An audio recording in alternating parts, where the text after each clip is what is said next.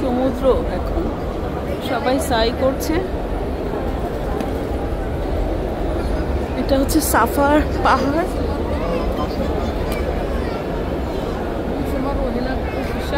হ্যাঁ, মারওয়া হেনা আল্লাহর ঘর। এই যে সাফা পাহাড়, সাফা পাহাড়। এখানে মানুষ, এখানে দোয়া করি আমরা। আল্লাহর ঘর, কাবা, যেখানে কাবা দেখা যায় সেখান থেকে আমরা দোয়া করি। যদিও উমরার সাই করার মাঝখানে আমি ভিডিওটা নিলাম, কারণ অন্য সময় এত ভিড় থাকে যে আমরা সাফা পাহাড়টা দেখতেই পারি না। তো আমার উছিলায় যেন আরও 10টা মানুষ দেখতে পায়, ধর্মপ্রাণ মানুষ। এবং এখানে যে কাবা, আল্লাহর ঘর দেখা যায়, এই জায়গাটায় উঠে আমাদেরকে সাইটা শুরু করতে হবে, এই জায়গায় শেষ করতে হবে সাই, সাফা পাহাড় যেখানে আল্লাহর ঘরটা আমরা দেখতে পাই। যে সাই চলতেছে, এক ছেলে সম্ভবত তার মাকে নিয়ে আসছে, কি সুন্দর সিন।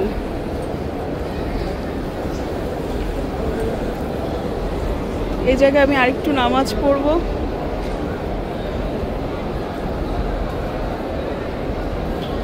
সাফা পাহাড় আমি যখন 2000-এ আসছিলাম তখন এই জায়গায় কোনো বাউন্ডারি ছিল না।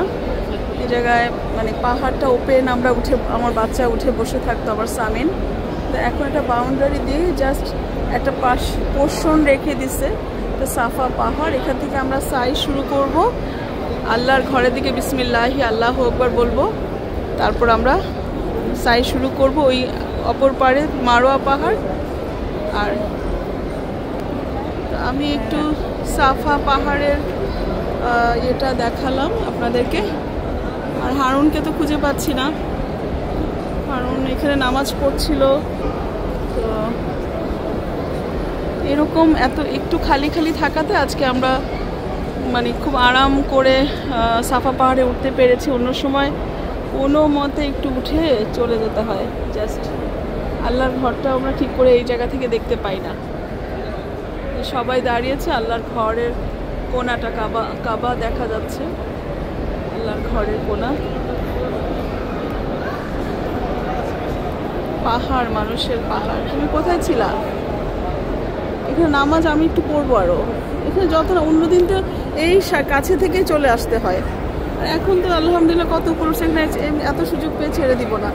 আসলে মানে ধর্মপ্রাণ মুসলিমদের সাথে এই ভিডিওটা শেয়ার করলাম, কারণ হজের সময় এত ভিড় থাকে বা রমজানে, যেটা আমরা করতে পারি না। তো আল্লাহ হাফেজ, এইটুকু রেখে দিচ্ছি। আমার জন্য দোয়া করবেন, আপনাদের সবার জন্য আমি দোয়া করি।